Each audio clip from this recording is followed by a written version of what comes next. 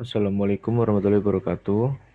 Pada kesempatan kali ini, saya akan menjelaskan sedikit mengenai kepailitan dan penundaan kewajiban pembayaran utang. Em, Pertama-tama, kita mulai dari kepailitan terlebih dahulu. Di sini sudah saya buat menjadi bagian-bagian.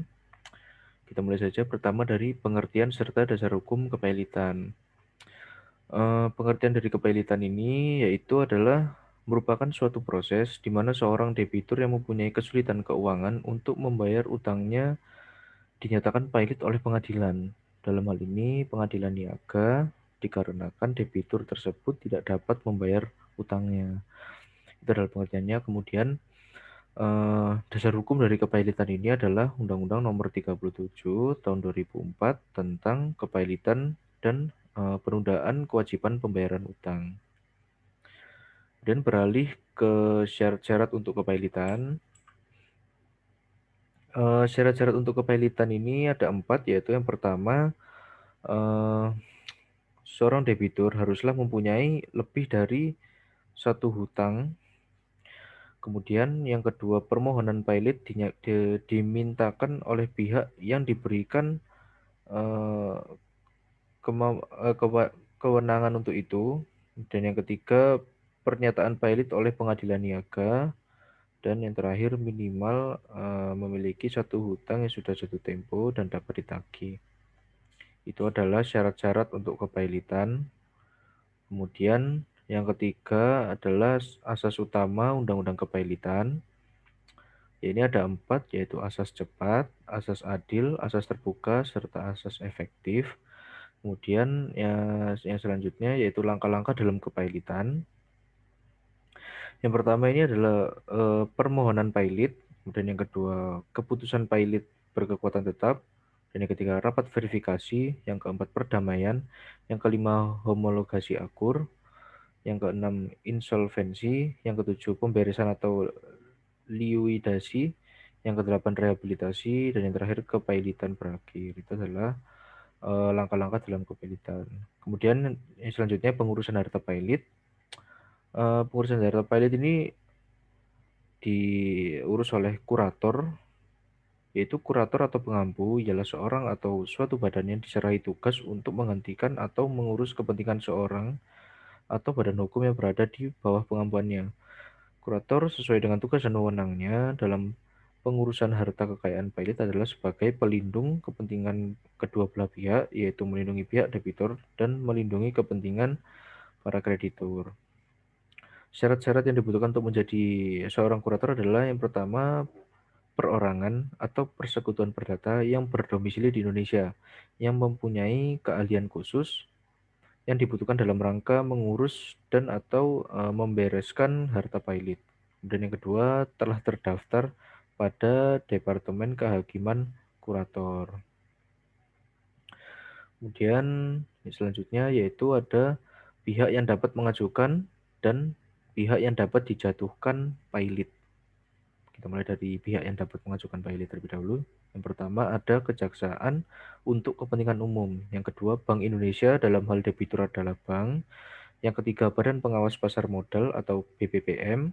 Dalam hal debitur adalah perusahaan efek, bursa efek, lembaga clearing dan penjaminan, serta lembaga penyimpanan dan penyelesaian. Dan yang terakhir yaitu Menteri Keuangan dalam hal debitur adalah perusahaan asuransi, perusahaan reasuransi, dana pensiun, atau badan usaha milik negara yang bergerak di bidang kepentingan publik. Kemudian beralih ke lembaga kepailitan. Beralih ke pihak yang dapat dijatuhkan pailit, yaitu ada 4. Yang pertama orang perorangan, yang kedua perserikatan atau perkumpulan tidak berbadan hukum, yang ketiga perseroan, perkumpulan, koperasi, yayasan yang berbadan hukum, dan yang terakhir adalah harta warisan. Baru kita beralih ke lembaga kepailitan, yaitu merupakan lembaga yang memberikan suatu solusi terhadap para pihak apabila debitur dalam keadaan berhenti membayar atau tidak mampu membayar. Lembaga kepailitan mempunyai dua fungsi sekaligus, yaitu yang pertama kepailitan sebagai lembaga pemberi jaminan kepada kreditur bahwa debitur tidak akan berbuat curang dan tetap bertanggung jawab terhadap semua hutang-hutangnya kepada semua kreditur. Yang kedua, kepailitan sebagai lembaga yang juga memberi perlindungan kepada debitur terhadap kemungkinan eksekusi massal oleh kreditur-krediturnya. Dan yang terakhir, dari bagan kepailitan ini ada berakhirnya kepailitan. Nah, berakhirnya kepailitan ini disebabkan oleh 4 hal, yaitu yang pertama, pembatalan oleh Mahkamah Agung setelah adanya upaya hukum. Kemudian yang kedua, pencabutan kepailitan atas usul kurator karena kekayaan debitur sangat tidak mencukupi untuk membayar utang. Yang keempat ini ada pemberesan. Dan yang terakhir, adanya perdamaian. Itu adalah mengenai kepailitan. Kemudian kita beralih ke penundaan kewajiban pembayaran utang. Ini juga sudah saya buat menjadi bagian-bagian. Yang pertama ada pengertian dari PKPU, penundaan kewajiban membayar utang atau yang biasa disebut dengan PKPU ini merupakan salah satu upaya yang dapat ditempuh oleh debitur untuk menghindari kepailitan. Dengan PKPU, debitur yang tidak dapat atau memperkirakan tidak akan dapat menunjukkan membayar utang-utangnya yang sudah jatuh waktu dan dapat ditagih dapat menempuh prosedur PKPU dengan tujuan mengajukan perdamaian. Tidak hanya debitur, kreditur juga mengetahui kondisi keuangan debitur dan dapat memperkirakan bahwa debitur tidak dapat melanjutkan pembayaran utangnya. Juga dapat menempuh mekanisme ini memberikan penundaan pembayaran kewajiban bagi debiturnya.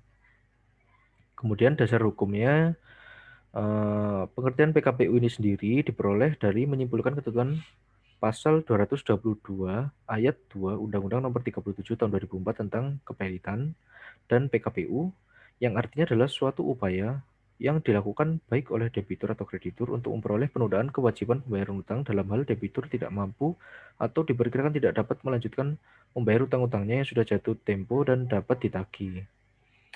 Kemudian beralih ke pihak yang dapat mengajukan PKPU. Berdasarkan ketentuan pasal 222 ayat 1 Undang-Undang KPKPU, PKPU ini diajukan oleh debitur yang mempunyai lebih dari satu kreditur atau oleh kreditur. Dengan demikian, berdasarkan ketentuan tersebut, PKPU tidak hanya terbatas diajukan oleh debitur saja, karena kreditur juga memiliki hak untuk mengajukan permohonan PKPU. Kemudian yang terakhir, akibat hukum dari PKPU, yaitu ada 5. Yang pertama, debitur kehilangan atas kebebasan harta kekayaannya. Yang kedua, debitur tidak dapat dipaksa membayar hutang dan pelaksanaan eksekusi dapat ditangguhkan. Kemudian yang ketiga, sitaan berakhir dan dapat diangkat. Yang keempat, perkara yang sedang berjalan ditangguhkan. Dan yang terakhir, PKPU tidak berlaku bagi kreditur yang didahulukan atau kreditur preference. Yang terakhir, yaitu berakhirnya PKPU. Menurut ketentuan pasal 255 Undang-Undang PKPU, PKPU ini diakhiri atas permintaan hakim pengawas, satu atau lebih kreditur atau atas prakarsa pengadilan, begitu. Kemudian yang terakhir ini perbedaan kepailitan dengan PKPU. Ini ada 4 perbedaan. Yang pertama dari segi upaya hukumnya, yaitu di kepailitan dan PKPU ini berbeda. Jika di kepailitan ini dapat diajukan upaya hukum dapat diajukan peninjauan kembali ke MA. Ini terdapat di pasal 14 Undang-Undang Kepailitan. Sedangkan di PKPU ini tidak dapat diajukan upaya hukum apapun. Ini terdapat di pasal 235 ayat 1 Undang-Undang Kepailitan.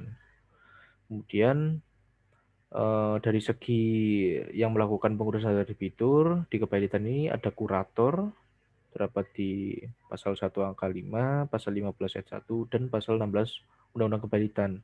Sedangkan di PKPU ini yang melakukan pengurusan harta debitur adalah pengurus. Ini terdapat di pasal 225 ayat 2 dan ayat 3 Undang-Undang Kepailitan. Kemudian dari segi kewenangan debitur, ini perbedaannya sejak tanggal putusan pernyataan pailit diucapkan, debitur kehilangan haknya untuk menguasai dan mengelola kekayaan termasuk dalam harta pailit terdapat di pasal 24 ayat 1 Undang-Undang Kepailitan. Sedangkan di PKPU Debitur masih dapat melakukan pengurusan terhadap hartanya selama masih mendapat persetujuan dari pengurus, terdapat di pasal 240 Undang-Undang Kepilitan.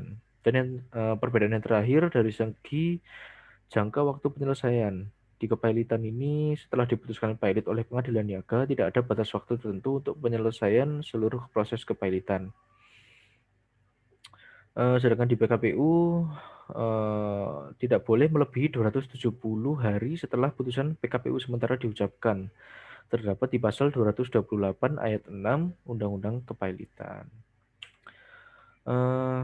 Baik, saya kira cukup sekian materi singkat saya terkait kepilitan dan PKPU. Semoga bermanfaat. Apabila ada kurang lebihnya mohon untuk dimaklumi. Wassalamualaikum warahmatullahi wabarakatuh.